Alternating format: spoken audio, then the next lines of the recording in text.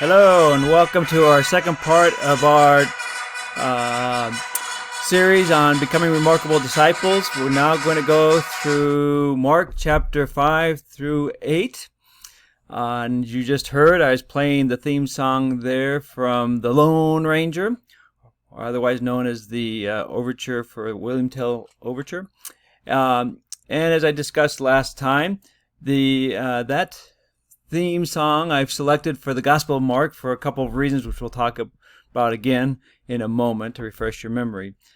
Just to let you know what our plan is during this video lecture is first we'll review the 6 themes of Mark that I've identified using our acronym RANGER as a way, a mnemonic device to remember those themes. Then we'll walk through chapters 5 through 7 and unpack their various meanings. And then, and again, emphasizing this theme of faithfulness as underlying the message of Mark, that he wants to create these remarkable disciples. And again, I'm playing with that word remarkable, with the word Mark embedded within it, because he wants to remind them of who Jesus is and what that, and how Jesus is present, how they're able to access. So remarkable, how they're able to access Jesus' power today. That's sort of the point of the Gospel of Mark. And so when we walk through chapter 5 through 7, we'll continue to see how that's unfolded in the Gospel. And then we'll move to chapter 8, which is a pivotal chapter. And in fact, I think in that chapter, there's a pivot point within the whole Gospel. We can divide the Gospel into 2 halves.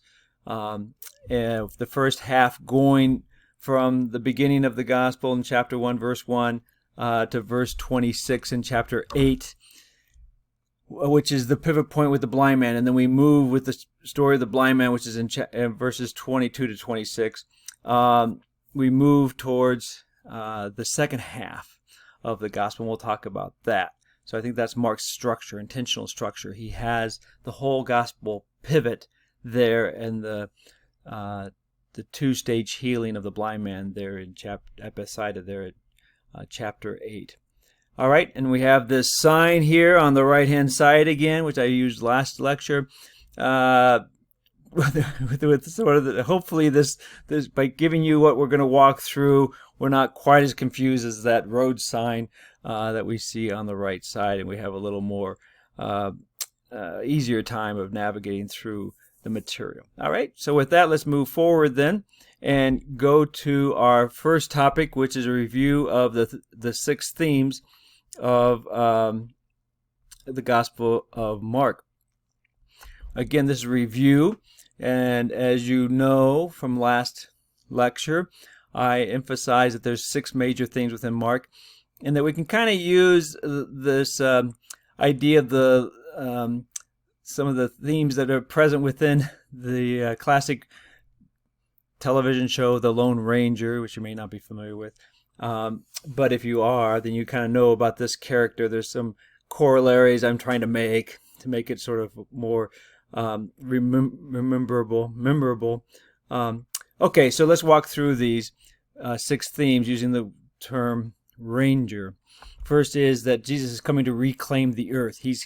And I'm going to give you definitions here in the next slide. So I'm just going to walk through these, the different words here, and then we'll walk through kind of what they each mean. Secondly, anonymous Messiah. The focus on Jesus as the messianic secret. Who is this man, this masked man, this unknown person? Then Nimrodic disciples. That Nimrod, in terms of their a little dense, at least how they're portrayed in the Gospel of Mark, and there's a reason for that. And then I talk about it as the Giddy Up Gospel. It's much like that song.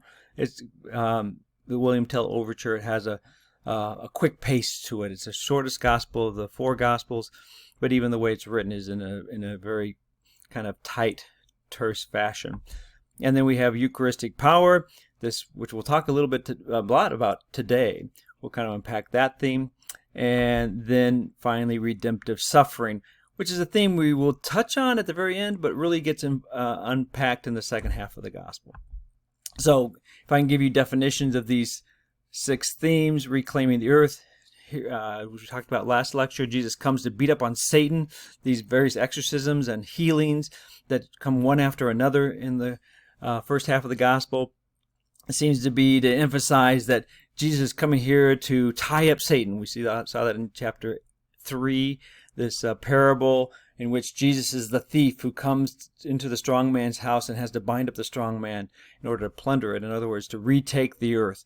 That I think in Mark's vision, since Jesus is coming to proclaim the kingdom of God is at hand, well, God is in contention for the earth with Satan. Right now, before Jesus' coming, I think in the gospel writers' under cosmology, in some ways earth is the realm of Satan. And Jesus here is coming here to reclaim it. So as to extend that kingdom of God. And what we'll start to see today is one of the messages is that this kingdom of God is not just being extended to the Jews, but to all the world. So it includes non-Jews. And so therefore those who join Jesus in this effort, because really there's sort of this perspective that you're either on Jesus' side or on Satan's side. There's no in between. You have to choose. And those who are on Jesus' side are all those who believe in him. And those who don't are on Satan's side. And so who lines up on Jesus' side would be obviously the disciples, all those who come to believe in Jesus, the crowds that come to believe in Jesus. Those are on the side of Satan are those who oppose Jesus, so the Jewish leaders, the Romans, and all those people who reject Jesus. All right, so then we have the anonymous Messiah. We have this messianic secret that runs through particularly the first half of the Gospel of Mark, but also it does appear even in the second half a bit. It starts to diminish there in the second half. So it's primarily the first half of the Gospel of Mark. Every time Jesus heals a demon, he says, "Be quiet," or if he does a miracle, because the demons know who he is. The demon will say, "I know who you are," and he will call them to be quiet. Also, when he completes some sort of miracle, he tells the people, "Don't say anything to anybody about this." This is a unique feature of Mark, and so the question is, why is it there? We'll talk a little bit more about that today. But what it primarily does is it emphasizes who is Jesus. This is why I use this imagery of the masked man from the Lone Ranger, is the idea that people are kind of like wondering, who is that guy? And I think this is one of the points. One of the points that Mark is making for his community, who is under stress, being persecuted. And I think one of the things that Mark is trying to emphasize with his community is, in Jesus' day, people weren't sure who Jesus was and didn't understand his power, understand his mission, because they didn't understand who he was. And so maybe one of the issues for you, Mark's community members, is who do you say that Jesus is? Who do you understand him to be? And so this messianic secret motif, I think, is a way in which Mark literarily kind of brings this to the fore for his own community and in their day. And it's a question that remains for us. Who do you say Jesus is? It is a question that each of us as believers have to continue to wrestle with and make some proclamation about. Then we have the Nimrodic disciples. As I talked about last time, Nimrod, at least in American culture, that became understood as somebody who wasn't too skillful, who was a little dense, mainly because of the Bugs Bunny cartoons. Actually, the word Nimrod is a figure from the Old Testament who was a warrior of strength, and it gets subverted in its meaning, at least within American culture, to being somebody who isn't quite with it, because Bugs Bunny would always call Elmer Fudd, the hunter, the inept hunter of him, a Nimrod. And so in popular culture, it got connected with sort of a negative connotation. But I think it's a nice term, because I think the gospel writer Mark does see the disciples as being strong, as being able, because they're able to perform all these, as we'll see. We saw last lecture, and we'll see this lecture, they're able to go out and extend Jesus' power in the world. But they're a little dense. They're a little fickle. They're a little frightened. They don't quite understand who Jesus is, at least not yet. And I think the reason why Mark portrays him this way is primarily because he wants his community members to relate to the disciples. That because they're being persecuted, some of the members of his community are being a little fickle, are being frightened. And I think in Mark's, the gospel writer's perspective, they're a little dense about what it means to be a Christian. And so by portraying the disciples in this way, I think he's trying to, in some ways, bolster up and reassure his own community, saying, yeah, maybe we're not the perfect followers, but have heart. Because, in fact, even in Jesus' day, his disciples had moments of hesitation, and incompleteness. And so, and of course, they became, after Jesus' death, they went on to do great things. So God can work with the weak and the incomplete and make it more full. And so I think that's the point he does this, is to kind of point out the trajectory of the disciples is also the trajectory of his community members who might be, or can be the trajectory of his community members if they believe in Jesus. And then, fourthly, the giddy up gospel. This is a gospel in a hurry. It's miracle after miracle after miracle. As I say here, the miracles are tumbling up on top of each other. And his writing style, it's very short. He begins most of his sentences, a lot of his sentences, with the word "and," which is probably a carryover from oral tradition, because in oral communication, people will often start a sentence with "and." Now, that's not good writing in English, right? We're all taught don't start a sentence when you're writing it with "and," but orally we do that all the time. So this text, this gospel, probably is very close to the oral tradition, but also that use of the word "and" kind of just keeps it going, and. If you've ever had a conversation with a little kid who uses "and" a lot, you'll say, and then I went here, and then I went here, and then we did this, and then I saw this, and it just kind of keeps the narrative moving very quickly. And the Gospel of Mark accentuates that sort of pace of his gospel with the word "uthos," which gets translated as in English text as immediately or then or soon or something like that, but usually immediately or then. Over 40 times he uses this word immediately. They did this, so this is a gospel in a hurry, and that's why I call it the giddy up gospel. And then the next theme is Eucharistic power, which again we're going to talk about today. This gospel answers the question, where is your power now, Jesus? Again, I think we have a community that's under stress. They believe Jesus is the Messiah, but he has ascended. And so one of the questions is, great, in Jesus' day, he was beating up on Satan and the disciples were beating up on Satan, but now who's here to help us beat up on Satan now? It seems like Satan's beating up on us. Where is the presence of Jesus' power? How can we be assured that he's still with us? I think, as we'll see today, one of the gospel writers' answers is, well, don't you get the Eucharist? That it's in the Eucharist that we come into contact and we are fed by and energized by the power of Jesus. And we'll have to walk through that, but I think that'll become clearer after today's lecture. Then we have redemptive suffering. This is really a theme that is picked up in the gospel in the second half. We'll touch on it today, but this is a key component of the gospel, which is if the community is in crisis because they are experiencing suffering and persecution, one of the answers that I think the gospel writer has, and why should you remain faithful, is, well, what do you expect? You came to follow Jesus. What's the story of Jesus? He goes to the cross.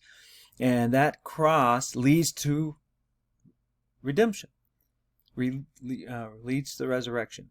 And in fact, therefore, you can only say you're a true disciple, a faithful disciple, if you experience suffering. I think is one of Mark's claims, is that, so you're suffering. So did Jesus. If you're a follower of Jesus, you experienced the experience of Jesus. And that was also experiencing suffering. Now, I don't think he wants you to wallow into that. I don't think he's a masochist in that. But the point is that suffering leads to redemption. There's a point to it. It's not pointless, I think, is what he's getting at. Not that you should seek it out or what have you, but that when you encounter it, you have to go through it, not around it or under it or over it. You have to go through that suffering to redeem it, to transform it, right? And this happens, requires a conversion to see that suffering, which usually we see as a sign of weakness, is actually a portal for power, right? For the divine power to work through to transform the world. All right, so there's the themes that we've talked about and we will continue to talk about, but just wanted to refresh you on that. Now moving,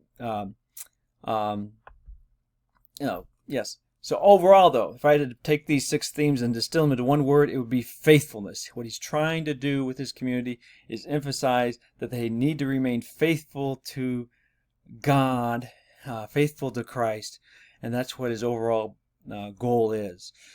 Through using these 6 themes, he's trying to shore up their faith, and not only just shore it up, but also to give that word faithfulness. That they have the fullness of faith, that they experience the fullness of the life that God offers us through Jesus Christ. Okay. So now that we've done the review of the 6 themes, let's go on to unpack the themes within Mark 5 through 7 and look at each of the separate passages there. I'm not going to read through Mark chapter 5, 1 through 20. This is obviously the first passage we encounter, starting with chapter 5. So if you need to pause the video here and read through this passage, please feel free. My point would be, this is the story in which Jesus goes to the other side. Now, one thing I want to make a point about, key point in this gospel, is Jesus is basically his ministry in all, actually in all 4 gospels. Most of his ministry is happening just in this northwest corner of the Sea of Galilee.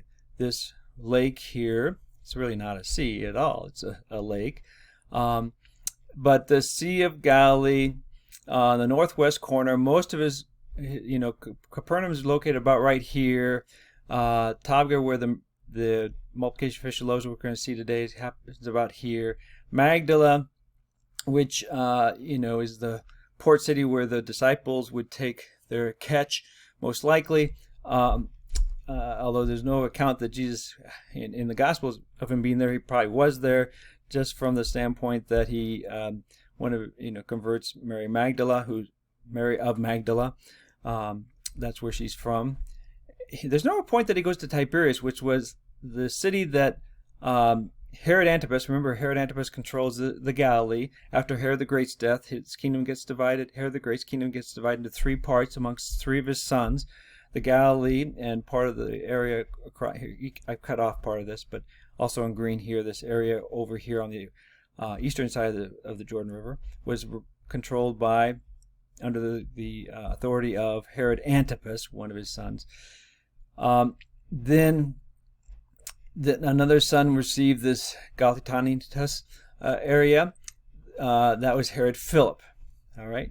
There's a third son who's given the area of Judea and Samaria, which is down here in the red, and you can't see the whole length of the territory. It goes down, obviously, to Jerusalem. He's a failure.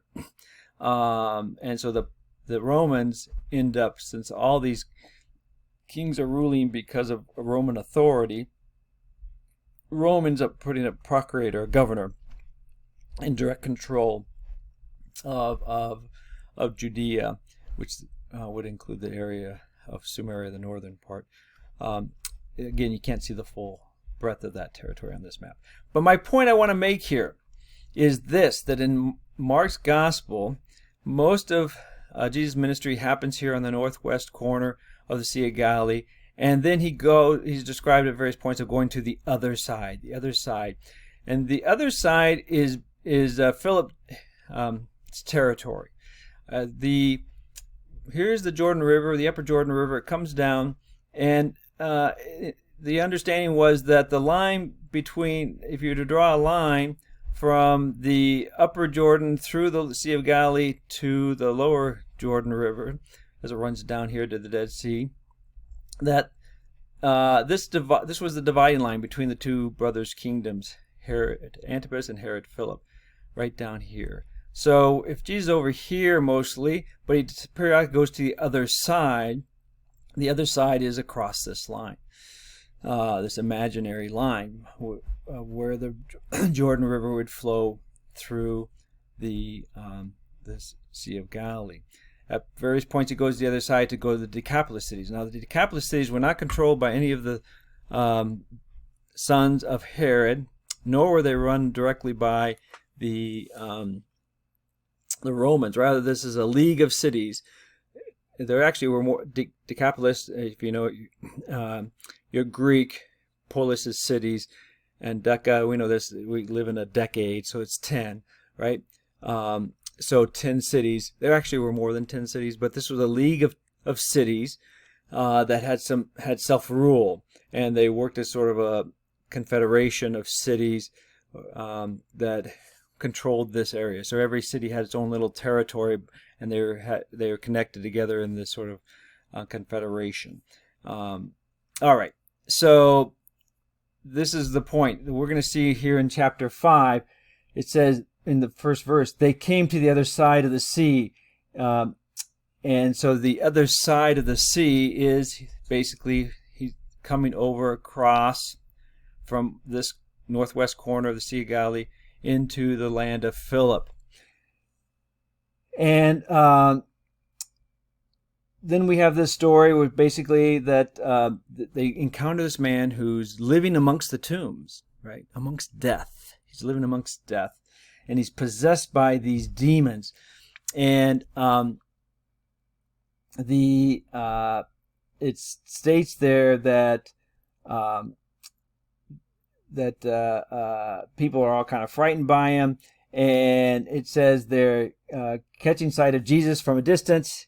He, this is a possessed man, ran up to him before him, crying out in a loud voice, "What have you to do with me, Jesus, Son of the Most High God? I adjure you by God, do not torment me." It says, he had been saying to him, "Unclean spirit, come out of the man." This is what Jesus was saying to him. And, okay, so notice this man who's possessed knows who Jesus is. What have you to do with me, Jesus, Son of the Most High God? That's the correct identification of Jesus. The demon, and who's speaking? Well, it's really the demons within the man speaking. So the demons, because they're in the supernatural realm just as Jesus is and God is, they know who Jesus is. They never are confused about the nature of Jesus, the demons. And they always properly identify who he is. And so these demons, because the man's possessed by him, express who and what Jesus is. And then Jesus asked, this is in verse Isaac bad, obviously, 9. He asks him, "What is your name?" And the man replies, "Legion." Legion. Okay. Important that he calls him Legion, because Legion is the name of if there's a hunt. The way that the Romans organized their military was in legions, right? There are different legions, different branches of the army. And so basically, by calling himself Legion, the demons they're saying that basically the Roman authorities, particularly the Roman military, are on the side of the demons, on the side of Satan. So here we have the Romans being aligned with Satan in Mark's gospel. And of course, he then casts these demons into these swine. And again, notice that swine. So swine are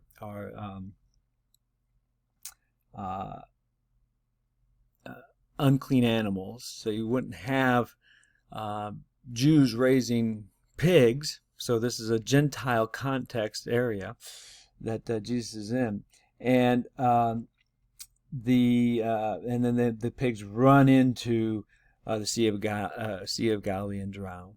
All right, so this sort of story, and that frees the man, and the man wants to follow Jesus, but he sends him back to his family to announce what had happened to them.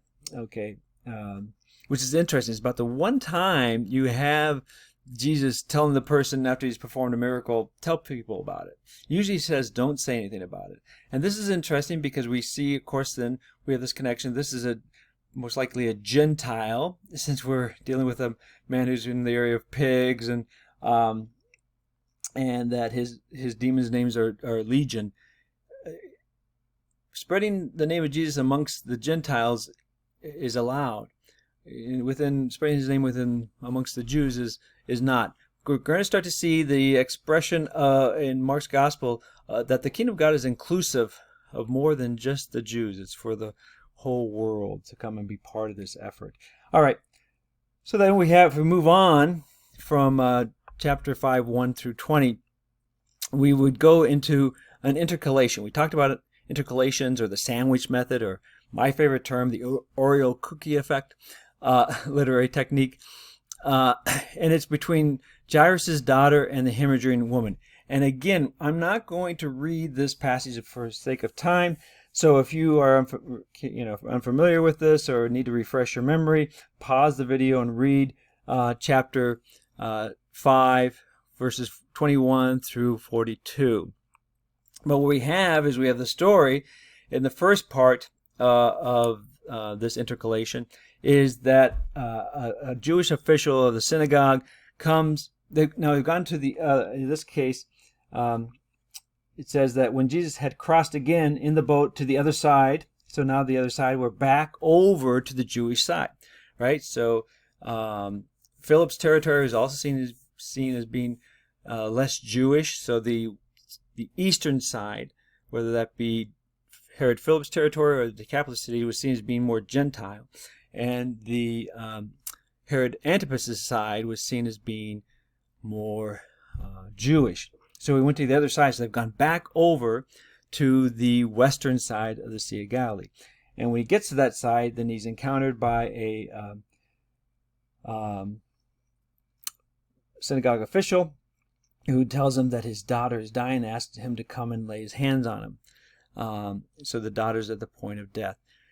Then, as Jesus is going to the young girl, as he's walking, there's a woman who had it's usually described as a hemorrhaging woman for 12 years. What she has a perpetual period. Her period is continually flowing. That's why she's bleeding, right? It's not that she has a cut in her arm and is bleeding all the time. You can heal that, I don't think that's what is meant. And biblical scholars as a whole would probably, the dominant opinion is what we have being described here is a woman who is continually having her period, which is a medical condition that can happen, which makes her unclean, by the way. Within if you read Leviticus, a woman who's in her period is unclean, and the things she comes in contact become unclean. So she is continually in a state of uncleanliness underneath the purity laws. So she would be ostracized from others, right? Okay. Now the purity laws, we could go into more depth about them, but the point being here that this is a woman who is suffering physically and probably socially in terms of her being isolated. And she comes to think that, if I just touch the hem of his cloak, right, that I can be healed. And so she does. She touches the hem of his garment, and she's immediately healed. And Jesus feels the power leaving him. Now, again, when Jesus turns around, he says, "Who touched me?" He's like, "What do you mean, who touched me?"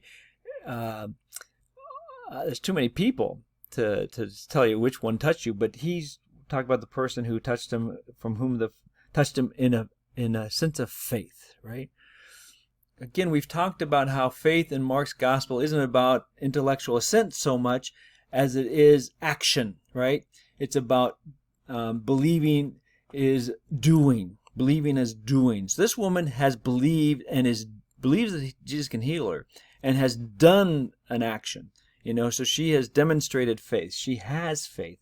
And that's what he's talking about. Who touched me with a motivation of faith, if you will. And she falls down in front of him and tells the whole story. And then he says to her, this is verse 34, he said to her, "Daughter, your faith has saved you. Go in peace and be cured of your affliction." Okay, then they go to, interesting enough that he calls her daughter, because we're going to go right then from there back to the outer story, pick up the story of Jairus' daughter, so two daughters, and they're informed as they're walking to Jairus' house that the girl is dead. And Jesus says, she's not dead, she's just sleeping. People kind of mock him for that. He takes Jairus and the wife in with him to the room, and he takes the girl by her hand and says, "Tabitha cum," which, as it says in the text, means little girl, arise. All right, and she does. And we're told the girl was 12 years old.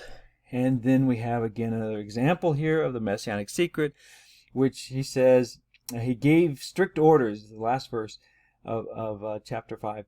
He gave strict orders that no one should know this, and said that she should be given something to eat. Should be given bread to eat is actually what it says there in text, which is interesting later on in this gospel. So two things going on there. Don't tell who I am. Don't tell anybody about this. And give her some bread to eat. All right. So the Messianic secret. Why is it that Jesus, on the Jewish side, doesn't want people to know who he is and tells people, don't say anything about me? While he's on the Gentile side, he gives that permission to say who and what he is. Because ultimately it's about who is Jesus. And do you have a full understanding of his significance? Well, the demonic, because he was possessed, knew the fullness of who Jesus was. He knew he was the Son of the Father the Most High. So he gives him permission to tell people about it. Others, they're still not sure who Jesus is. If he doesn't have a sense that they have the fullness of who he is, then he doesn't want them sharing that. If all they're going to do is talk about miracles and what he did without revealing who he is, then it's insufficient. It's an insufficient revelation. And I think that's kind of what's going on here within Mark's community, is maybe the community's like, man, we just wish Jesus would come and perform these miracles. And like, well, then you don't understand who Jesus is, right? That's not the point of Jesus. The point of Jesus isn't just to exercise miracles. The point of Jesus is to bring about the redemption of the world, and it has a bigger goal than simply healing certain people's maladies. And you got to be part of that bigger goal. And you only understand that bigger goal about bringing about the kingdom of God if you understand who Jesus is, right? That he is, in fact, the Son of God.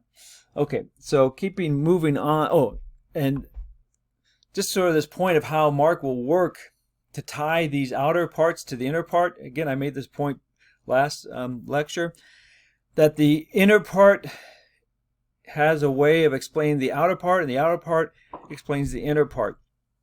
You know, there's this linkage. I made one point of linkage between the inner and the outer with Jesus calling the woman, who's obviously an older woman, daughter. And that's interesting too, because remember, who is my mother and my brothers and my sisters? He who does the will of God is my mother and my brother and sister. We saw that in chapter 3. Well, here this woman, by touching Jesus, is now being called a daughter. She's part of the family of God, right? All right, so that's number one, and it connects this to then the daughter of Jairus, linking the inner and the outer. But also, this woman's had this perpetual period for 12 years, and this girl is 12 years old. Another way in which these two elements, right, story elements, are linked together. But also they make this point. Both of them are stories about life over death. Life over death, because the woman who's had the perpetual period is unable to give life. She's unable to give life. If she's perpetually having a period, then sexual intercourse will not result in pregnancy. it will not result in pregnancy. She's continually ovulating, right? Not able to have this proper cycle to allow her to become impregnated, right? Because ovulation is messed up in that context. It's not regularized. So she is unable to give life. She is in a constant state where her womb is unable to give life. And then we have the outer frame where this daughter, a child who's come through a womb, is about to die, or even has died, but is resuscitated. I would say she's not resurrected, she's resuscitated. She returns back to her original state of being. Resurrection in the gospel, when Jesus is resurrected, he takes on a new form. He can walk through walls. He appears and disappears. So yes, there's a continuity of bodily form because you can touch him and feel him, but there's a new reality to it, right? There's a fullness to the resurrected state that's not present within a resuscitation. I say the same thing with Lazarus in John's gospel. He's resuscitated, not resurrected. And same thing here with this girl. She's resuscitated, not resurrected. But she's been resuscitated and comes back to life. And so, again, conquering death is one of the things that Jesus does. He brings life. And these two stories make this sort of point. Okay? And in some ways, I'd say it's even a little bit of a foretaste of what we're going to get at the end of the gospel, because you can almost imagine in some ways the tomb is like a new womb. The tomb is like a new womb. Jesus is going to be, we talk about being reborn, right, in baptism. And our baptism unites us with Jesus' death, and yet it brings us to new life. So this little story about kind of is a foreshadowing of Jesus' ultimate destiny, which is to go to the cross and then to be resurrected. All right, so if we move forward then from here, we go to a second intercalation next in chapter 6. If you see in chapter 6, and again, I'm not going to read this passage, so if you need to pause the video and go back over the text, please feel free to do that. After Jesus goes to Nazareth, where he's rejected, and we're not going to spend time talking about that story, but if we pick up here in chapter 6, verses 6b, so the second half of verse 6, through 32, we have another intercalation. And what happens here? Well, Jesus once again sins. This is the second time this is going to happen. He sins, as has happened earlier in the first four chapters of Mark, where he sent the disciples off to preach and heal. Well, he does it again. Here in chapter 6, he sends the disciples out 2 by 2, and here's where he talks about don't take an extra pair of sandals, take the bare necessities. And if you get rejected, dust shake the dust from your sandals as you leave the city. But he sends them off and in the last verse here, verse 13 says, so they went off and preached repentance, right? That's what Jesus has been doing. The first verse in the gospel where Jesus speaks in chapter 1, when the first words we hear out of Jesus' mouth is repent and believe in the good news, right? So repentance, that's what he came to preach. So they preached his message, preached repentance, and drove out many demons, and they anointed with oil many who were sick and cured them. So they're doing the two things that Jesus has been doing so far in the gospel, which is preaching and healing. Preaching and healing. Preaching repentance in particular, and healing those who are sick. And driving out demons, which is the same thing in Mark's mind. That if you're sick, you're possessed in some way by an evil spirit. And so healing people drives out some sort of evil. And so performing exorcisms and healings are, if you will, the same side of the flip sides of the same coin. All right, so that's the beginning of this intercalation, and then we'll pick it back up later on in verses 30 through 32 when the disciples return. All right, but in the middle we have this story about Herod Antipas. Now remember, he's Herod the Great's son who controls the Galilee region where most of Jesus' ministry happens, although Jesus crosses back and forth across the lake. But Herod has heard about Jesus and fears that it's actually John the Baptist been raised from the dead because Herod killed John the Baptist. And we have sort of interesting this back-looking story in this intercalation, right? That we're told about how Herod had killed John the Baptist. So it's, here in the middle of the gospel, there's this little story about the past, right?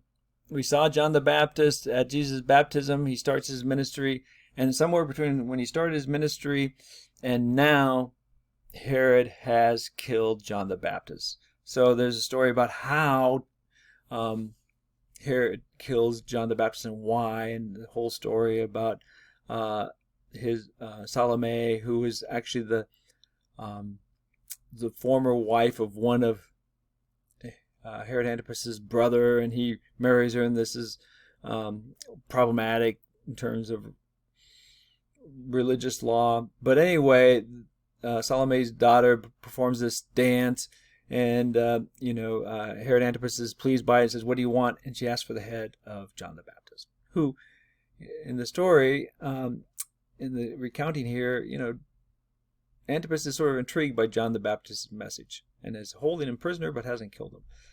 And so, because he doesn't want to look like he isn't consistent to his word to his dinner guests, he has the head of John the Baptist delivered on a platter. So, what's interesting here is by making this allusion back, how does intercalation work, right? The outside interprets the inside, and the inside interprets the outside. Okay, well, one thing is John the Baptist's ministry precedes Jesus, right? And Jesus, it prepares the way for Jesus. That's very clear in Mark's gospel. It portrays John the Baptist's ministry as preparing the way for Jesus. Now we have Jesus coming, and now I think the point is the disciples will continue the ministry of Jesus.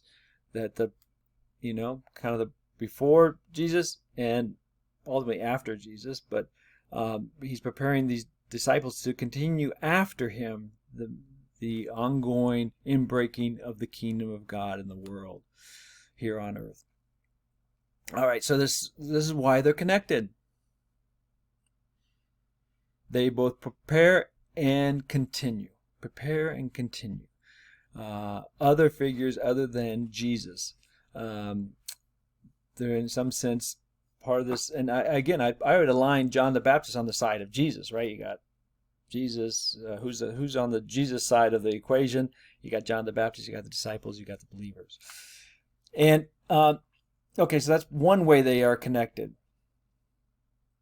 And I don't know if I made this point last lecture, but notice that he points 12 disciples. Well, that's not just any number. There's 12 tribes of Israel, so he's establishing a new Israel. Starting a new refounding, if you will, of Israel by appointing 12 apostles. And so when they come back, they tell them all that they had done and taught. And but there's a crowd pressing on them. They don't have anything. They haven't had a chance to eat. And in the text there again, literally, just like we saw with Jairus' daughter, when he says, "Give her some bread, something to eat. Give her some bread to eat." The translation gets obscured often in the English. Often artos is the word there in Greek. Artos is bread. Very rarely does the English translate it, "Give her some bread to eat," or "they had no chance to eat anything." Well, they had no chance to eat bread. In the ancient world, half of your calories for the average person, half of your calories, daily calories, came from bread. A quarter of your calories, a quarter of your calories came from wine. Now we think of wine generally as sort of the celebratory special drink, but in the ancient world it was crucial because before refrigeration, how are you going to maintain fruit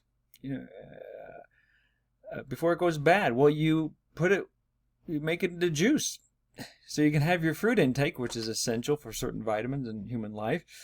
And so wine was a crucial way of preserving fruit for your fruit intake. So the average person, half of their calories every day came from bread, and a quarter of the calories came from wine, and then a quarter came from vegetables, legumes, some fish, maybe some meat, but pretty rare that you'd have meat. You'd have more likely fish. So a quarter of your calories came from vegetables and some proteins. Okay, so very interesting. So when he says giving them some bread, that's your basic aspect of everyday meals, right? Very standard aspect of the diet. All right. So what's interesting is he says that they don't have a chance. The gospel writer says they don't even have a chance to eat bread. So we have this sort of here in terms of when the disciples return, and we just got done hearing a story about death on a meal plate. A story about meals in terms of how John the Baptist dies in the midst of a meal. This is setting up for a very important part of the rest of chapter 6, because we're about to turn to a really important story in which Jesus provides a meal. Okay, so again, this is a story about life over death. While the disciples are healing people and giving them new life, the Herod Antipas is putting John the Baptist to death. Okay, so let's move then to the next part of the last part of chapter 6. So if we move to chapter 6, verses 24 to 44, and this I will read, in fact, because I think this is so important of a passage. So let me read the passage here. So they they leave on a boat, but the people see where they're going, and they follow on foot, and they're going to meet him there. So they don't escape. And then we pick this up in verse 24. When he disembarked and saw the vast crowd, his heart was moved with pity. So notice that focus upon his heart and his compassion. The word pity there is actually moved with compassion. I would translate that probably. The verb underneath there is splachizomai in Greek, which literally means splachnon is the word for guts. Your intestine, guts. So in Greek, this word for compassion is taking the word for guts and making it into a verb, move with guttiness, you could even say. But because we often say we feel pity for somebody or feel sad for somebody in our guts. How you have that visceral, physical reaction to pain in your gut. So this is why they use that term, that they take the word guts and make it into a verb to use it as a verb for compassion. His heart was moved with compassion, with his sense of feeling it in his guts. His heart was moved because he felt it in his guts, his pain for their situation there, for their desperation to coming after him. Okay, so when he disembarked and saw the vast crowd, his heart was moved with pity for them, for they were like sheep without a shepherd. He began to teach them many things. By now it was already late, and his disciples approached him and said, "This is a deserted place, and it is already very late. Dismiss them so they can go to the surrounding farms and villages and buy themselves something to eat." He said to them in reply, "Give them some food yourselves." But they said to him, "Are we to buy 200 days' wages worth of food and give them something to eat?" So 200 denarii, but he earned a denarii a day, the average wage earner. So, think about that. There's only 365 days in the week, days in the year, sorry.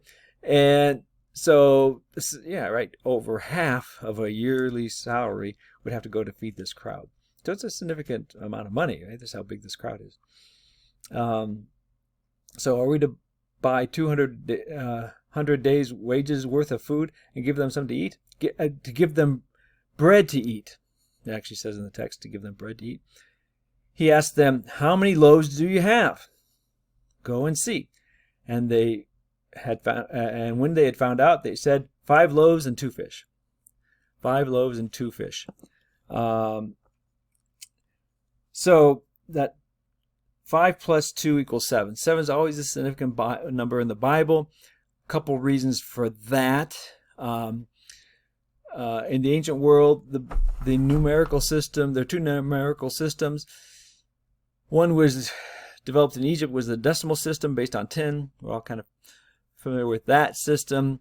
But then there's another system developed really in Babylon, in the other great river civilization around the Tigris-Euphrates River.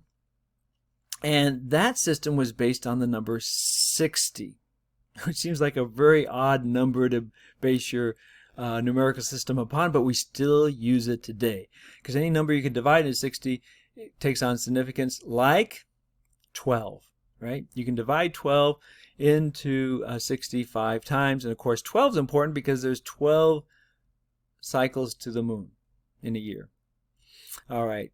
So this system, while 10 is a great mathematical system, it's an intellectual system, if you will. The other system here that we're talking about, based on the number 60, is actually built more upon the agricultural cycle, which makes sense because in Egypt, the Nile flooded. It was really the Nile that was your calendar, if you will, about the yearly agricultural cycle. Well, not so in other parts of the world. We had to kind of figure out where you were in terms of the seasons, and the moon was going to inform you about that if you track the moon. So that's why the system of 60 is kind of related to the 12 cycles of the moon. Well, of course, another important number is 6, because you can divide 6 into 60 10 times, right? So that was where 6 got to be some significance and importance. Well, and in some ways was sort of the base number, right? And oh, by the way, we still use this system. Even if you're in a metric system society, which the United States is not, but even if you are, you're still using the system, because notice what's on your wall. If you have a clock, at least the old style clock, you have a clock that has 60 minutes in an hour. Why 60 minutes an hour? Because of this system. And then how many hours are there? 12. 12, that repeats itself twice a day for 24 hours, right? So we actually count time still using this old system, the 60s system. And if you live in the United States, you're still using it to measure things and what have you. It's still being used as the primary system for measuring and counting. Okay, in terms of counting of time. Even though it's a very awkward system to use related to measuring. But because it's sort of ingrained within us. Okay, so my point is 6. 6 is like the base number. And 7 is like one more than that. And you see this within, let's say, the 7 days of creation. The 7th day becomes sort of the day of rest. It's the fullness of things. And this is always the case in the Bible. 7th is one more than 6. It's even more complete. It's like super added, right? Okay, so this is why the number 7 is important. It's like the fullness of things. So they have 5 loaves and 2 fish. So they have 7. Okay, so continuing on with this story. So he gave orders to have them sit in groups on the green grass. The people took their place in rows by hundreds and by 50s. Then taking the 5 loaves and the 2 fish and looking up to heavens, he said the blessing, broke the loaves and gave them to his disciples to set before the people. He also divided the 2 fish among them. They all ate and were satisfied, and they picked up 12 wicker baskets full of fragments, and what was left of the fish. Those who ate of the loaves were 5,000 men. Okay, a couple things here. First off, notice he took the loaves, he blessed them, he broke them, and gave them. That should sound familiar. That's the same Eucharistic, the same verbs, the same 4 verbs that we see within Paul's letters when he describes in Corinthians the Eucharistic meal, right? Kind of how it happens. We also see this in the Didache and other early church documents. They all are very consistent in terms of sort of the actions that happen. You take the bread, you bless it, you break it, and you give it. We still use those same verbs today. Also, they collected up 12 baskets of klasmata, translated fragments, but in the Greek the word here is klasmata, which is an unusual Greek word. It's not used that often for fragments. But in the early church, the pieces of the breads that were, when they broke it up, those little pieces, they'd call that klasmata. Maybe today in English we'd use the word hosts. How often do you use hosts? If you would come to my house and I was to serve you Ritz crackers, which are nice round crackers, here, have some hosts, you'd say, that's really weird, you call those hosts. Yeah, they're round, they're bread, just like hosts are round and bread, but you don't use it that way. So, what's going on? Here in Mark 6, yes, we have a multiplication of fish and loaves, but we also have this story being told with Eucharistic overtones. Eucharistic overtones. Basically, to reconnect this multiplication story, or to connect this multiplication story to the Eucharist. Because using Eucharistic terminology, both in terms of the took, blessed, and broke, gave language, but also with this use of the word klasmata. Also, early scholars of liturgy will tell you that in early Christianity, actually the Eucharist would include not just the meals. These early meals would most likely include fish. It kind of falls out of use, but because they were more like meals originally, right? The Eucharistic celebration were more like meals, so you need to have that third component, right? I talked about bread and wine, and we need some protein or vegetables or something. Okay, so this idea that there's fish here would make sense even within a Eucharistic context. All right, so we have this Eucharistic story, I would say, at least with story with Eucharistic overtones. Here in Mark, after the disciples have just come back from preaching and healing, and then after that, it says that he, and again, I'm going to read this story. We go to Mark chapter 6, verse 45, and it says, "Then he made the disciples get into the boat and precede him to the other side towards Bethsaida." Okay, so Bethsaida, again, saw that on my map. It's on the east side of the Sea of Galilee. It's in Philip's territory. It's just where I dug it 5 years at Bethsaida, the archaeological dig there. It is just where the Jordan River connects with the Sea of Galilee, right? So it's like the first city you would encounter in Philip's territory. And Philip had proclaimed this as a polis, given it official status, which is, kind of like it made it a second capital. It's a very Jewish town, but he makes it into a capital, and he actually sticks there a temple to Augustus, to the mother of Augustus. So a pagan temple sitting right there in Bethsaida. So that's where he's going to tell the guys to go. And he says to them, he then made his disciples get into the boat and precede him to the other side towards Bethsaida, while he dismissed the crowd. And when he had taken leave of them, he went off to the mountain to pray. When it was evening, the boat was far out on the sea, and he was alone on shore. Then he saw that they were... Oh, by the way, I should stress here, it says there, he made his disciples get in the boat. Better translation from the Greek is he compelled them. He compelled them. So it's a very strong verse. Like, they didn't want to get in there now. Question is, why didn't they want to get into the boat? Did they not want to leave him alone, or did they not want to go to Bethsaida? And he went off to pray. When it was evening, the boat was far out of the sea, and he was alone on shore. Then he saw that they were tossed about while rowing, for the wind was against them. About the fourth watch of the night, he came toward them, walking on the sea. He meant to pass by them, but when they saw him walking on the sea, they thought it was a ghost. And cried out. They had all seen him and were terrified. But at once he spoke to them. "Take courage. It is I. Do not be afraid." He got into the boat with them, and the wind died down. They were completely astonished. They had not understood the incident of the loaves. On the contrary, their hearts were hardened. Whoa, those last two verbs are really confusing. They had not understood the incident of the loaves. On the contrary, their hearts were hardened. A couple things to notice. Again, they're compelled. The destination is Bethsaida. They don't want to go there.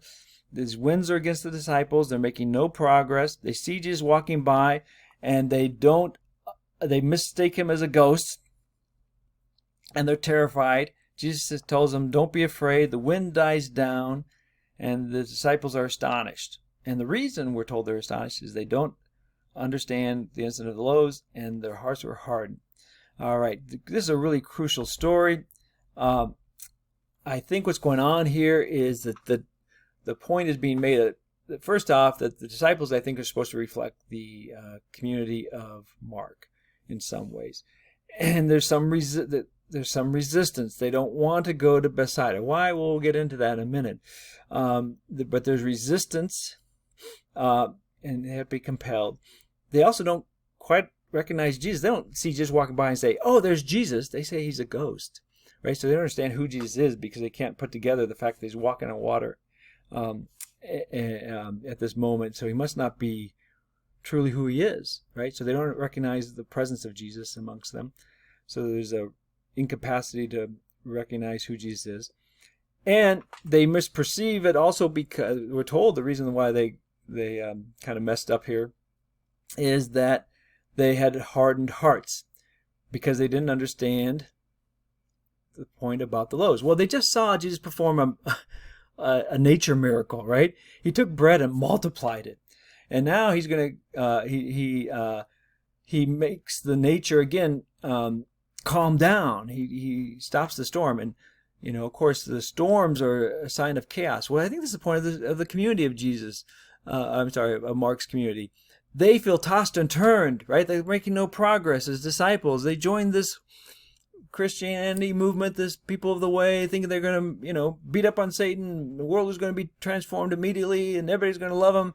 And instead, they're being persecuted and suffering, and seem like they're making no progress. And they can't see Jesus, or at least they don't recognize Jesus' presence. And Mark is saying, why are they experiencing things this way? Because of hardness of heart. We just heard about in the breaking of the bread, the multiplication of the loaves story, that Jesus' heart, right, is a heart of compassion. Heart of compassion. It's malleable. Theirs is a hard heart. And this theme of heart's been going on throughout the gospel as a whole. Because remember, what is faith? It's pistis, and literally in Greek means to give your heart to give your heart to. So they can't give their hearts to Jesus because they're too hard. They're not full of enough love to keep them pliable, to have compassion. All right. So then they fail, therefore, to cross the boundaries, to go to the next step. They can't make it. In fact, what's interesting is they don't get to the other side. They don't go to Bethsaida. They go back to the west side. They failed in getting to where they're supposed to go. They're not ready to get there. All right, I'm going to move through because I know we're kind of long here. If you want to read through chapter 7, pause this and read through this, but I'm just going to make a few comments. We have some conflict here with the Jewish leaders in chapter 7, where they're asking him, why do your disciples not wash their hands? And Jesus makes this claim about you don't get impure from the outside that comes inside you, but from what inside comes out of you. And then we have the discussion, which I think is kind of an important set of stories, where Jesus heals the daughter of the Syrophoenician woman, kind of paralleling Jairus' daughter. And also he heals a deaf man who's in the Decapolis region. So Syrophoenicia is to the north, so it's non-Jewish territory. So he heals a non-Jew in these two stories, two different non-Jews, the Syrophoenician woman's daughter, and then also the deaf man in the Decapolis region. But again, we're told there's the messianic secret rises up. In this case, it rises up here in verse 36 with this deaf man, because Jesus sort of proactively heals him. He doesn't come to him. It's not like he knows who he is. Okay, so the point being that Jesus' ministry is expanded to the Gentiles. Now, then in chapter 8, I'm not going to read this story because we hit some of the same themes. Again, you could pause to read through the second multiplication of the loaves story. Again, the crowd has nothing to eat. They have no bread to eat, it says. Again, Jesus' heart is filled with compassion. The number of loaves here is 7, and then it says a few fish. It's undefined how many fish, but again, that number 7 shows up. This, by the way, miracle story is happening on the other side. It's happening on the Gentile side. It's happening on the eastern side of the Sea of Galilee. So we had one multiplication story on the western side, the Jewish side, and now we have a multiplication story on the eastern side, the Gentile side. And again, we have the same language. Here the word is gave thanks versus blessed, but we have that tradition too. In the early Christian tradition of you take, give thanks, break. So same Eucharistic kind of overtones here, and which is emphasized with the use of the picking up of the klasmata, the fragments, and it fills 7 baskets. So while on the Jewish side there's 12 baskets because there's 12 tribes of Israel, here there's 7 baskets because that's the number of fullness in the kind of universal world numerically. I went through that explanation already why that is the case. Also, another reason why 7 was important, I didn't make this point, is that there was a view that there are 7 stories, 7 layers of heaven, because if you count Earth, there are 5 planets, and if you count Earth and the Moon, there's 7 planets you can see with the naked eye before you have telescopes, right? And so there's like 7 realms of heaven. We're seeing as this being one realm. This is one reason why, Jesus comes to reclaim this realm for God. So in the ancient world, another reason number 7 was important was since there's 7 realms of heaven, 7, because you could see 5 planets plus the moon plus Earth, so there's 7 planets that the world you could see with the naked eye. Okay. So now that we've done the themes, we've done the Mark 5 through 7. Last part of this lecture. Sorry, this is going so long. But we're going to talk about the blind man healing story. I'll do this fairly quickly. Mark chapter 8, verses. First off, this story is preceded with what we're going to be reading here. The Pharisees come to him and ask for a sign that he from heaven, and he sighs and says, "Why does this generation need a sign? I say you're not going to get a sign for this generation." Then he let them get into the boat again and went off to the other shore. So now they're going to go to another shore. And then this is what we read here in Mark 14 through 21. They had forgotten to bring any bread, and they had only 1 loaf with them in the boat. Okay. Question. Do disciples have any bread in the boat? Verse 14, they had forgotten to bring bread, and they only had 1 loaf with them in the boat. So do they have bread or not? If you have 1 loaf, you have bread. But it says that he doesn't have any bread. Okay, let's hold that for a minute. He enjoined them, watch out, guard against the leaven. Leaven is used to make bread. Of the Pharisees, and the leaven of Herod. They concluded among themselves that it was because they had no bread. So there seems to be emphasis here that there's no bread. There's 1 loaf, but there's no bread. When he became aware of this, he said to them, why do you conclude it is because you have no bread? Do you not yet understand or comprehend? Are your hearts hardened? Do you have eyes and not see, ears and not hear? That relates back to chapter 4 with the parables. That's the injunction about why he teaches in parables. So only those who have eyes can see. Do you not remember? When I broke 5 loaves for the 5,000, how many wicker baskets full of fragments of klasmata were picked up? They answered, 12. When I broke 7 loaves for the 4,000, how many full baskets of fragments did you pick up? The answer, 7. He said to them, do you still understand? So do you understand? What's the connection? Here's the point. They have no bread, but they have 1 loaf. The loaf is Jesus. Jesus is the loaf. He's the Eucharist, if you will. So yes, they don't have any bread, as in physical bread, but they do have Jesus. They have the Jesus bread. And they haven't and that's why he tells the story about the multiplication. Don't you understand? I'm with you. This is the sign of God's power in the world that the Pharisees asked for. All right? And if you don't see that, in fact, I am present with you through the Eucharist, then you just still don't understand. You have a hard heart.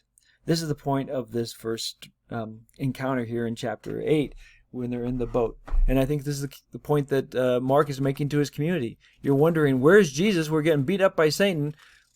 Don't you know what the point of the Eucharist is? Don't you understand that he's present in that? Okay, then we go from there to the story of the healing of the man of the blind man. So they finally get to Bethsaida. They were thwarted before, right? After the first miracle story of the multiplication of fish and loaves. Now they finally get there. And here's what it says. When they arrived at Bethsaida, they brought to him a blind man and begged him to touch him.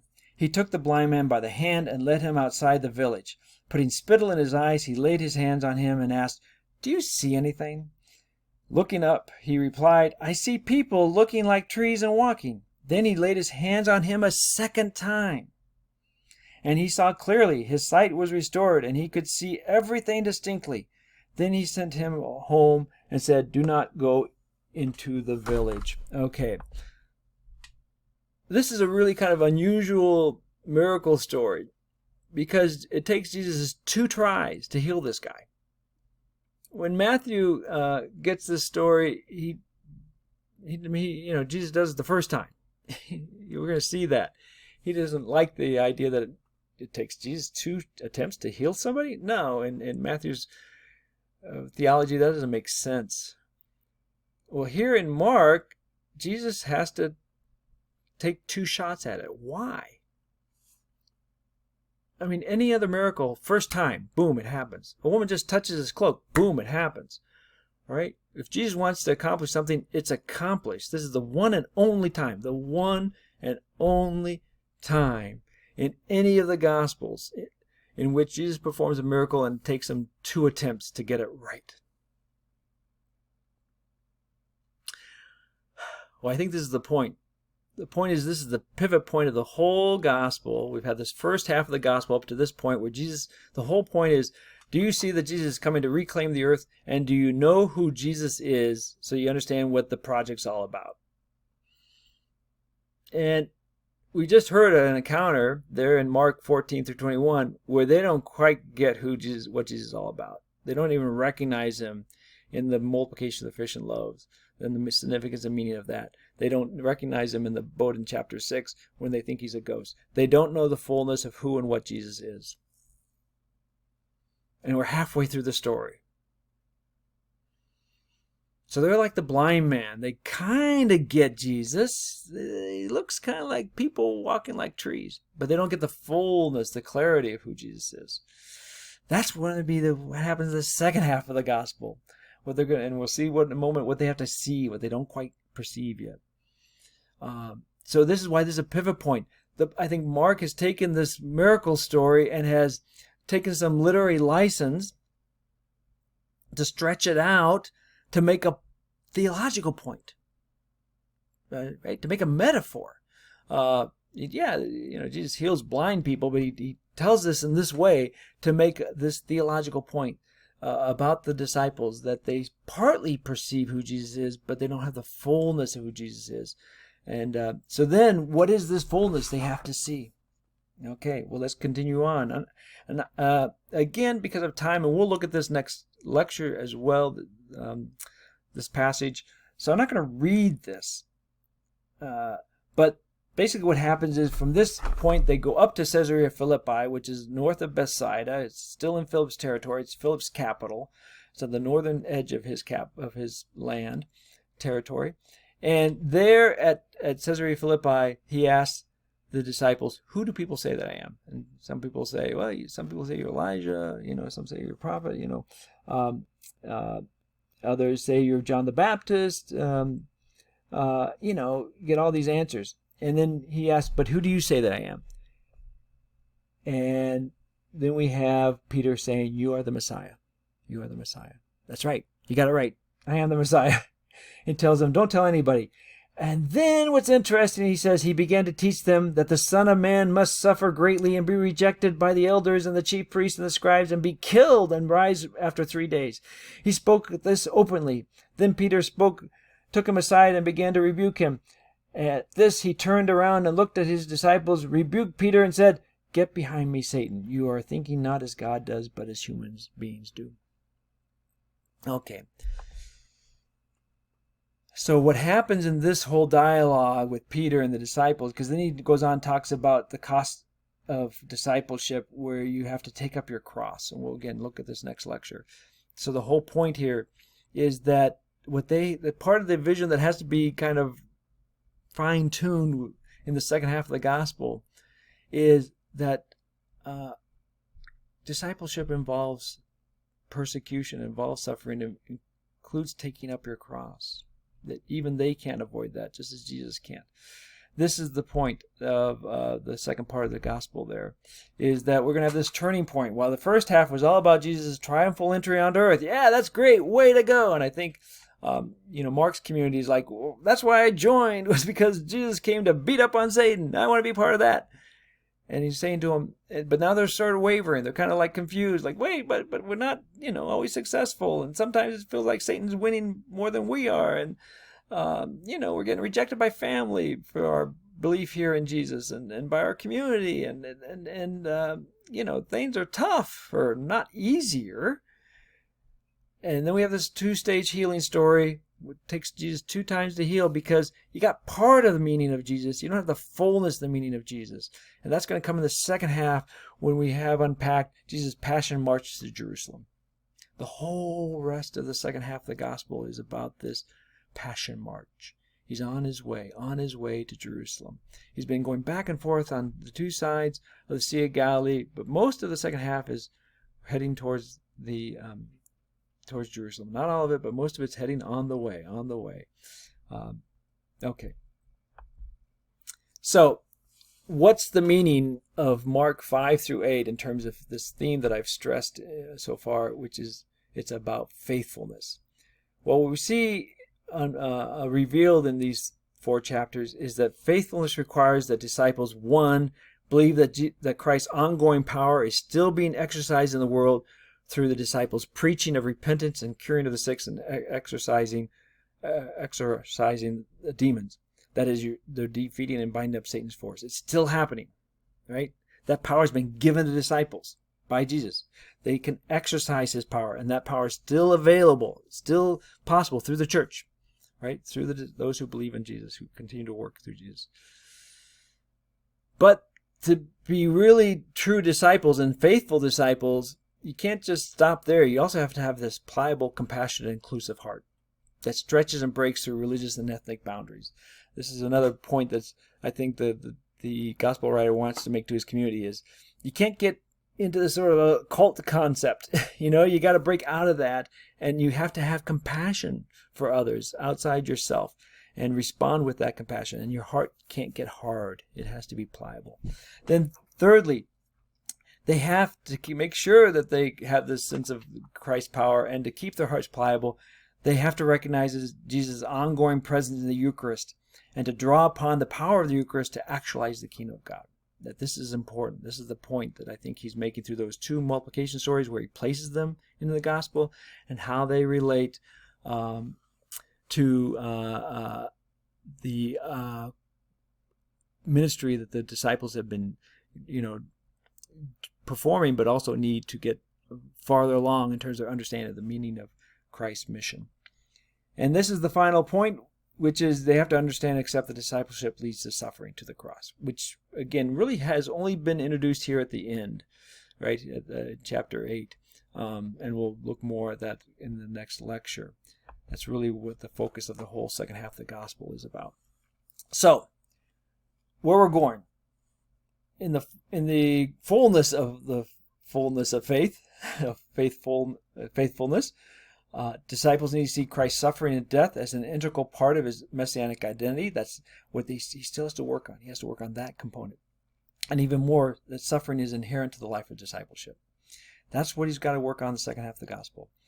And that a correct understanding, if the first half is about a correct understanding of the identity of Jesus, then a correct understanding of the true identity of Jesus and of discipleship, therefore, requires fundamental reversion of the preconceived notions of divine power, which would be, divine power is just here to, make my life easier, to beat up on my enemies, or something like that. But rather by seeing, and so that's not seeing divine power is being exercised only through strength, but rather by seeing, embracing the incongruency of exercising authority through weakness, because the cross is weakness. Right? That's what Paul stressed. The incongruency of exercising authority through weakness, fullness through conflict, completeness through inadequacy. So, authority through weakness, fullness through conflict, completeness through inadequacy. That's what they still have to see how power works differently. There's an inversion of our kind of human understanding of about what power is and how it works that they have to come to understand. And then finally, the Markan author capitalizes on the potency of Bethsaida's characteristics, which is the city that was very Jewish, yet it was kind of had this Gentile overlay from the Romans, exercised through Philip. When situating the gospel's pivot point, two-stage miracle story there, the healing of the blind man. And in that sense, the evangelist made Bethsaida the linchpin for the whole gospel of Mark, that this is where the whole story turns. All right, we could say more about that. And I've written on that and published on that exact point. So yeah, I could go on for hours about that. But anyway, with that, enough said. I think we've gotten a lot in there. This has been a long lecture. Hopefully it was helpful to understand how the gospel is kind of developing and where we're going. All right, so look forward to joining you next time as we look at the next 4 chapters in Mark and how we become remarkable disciples.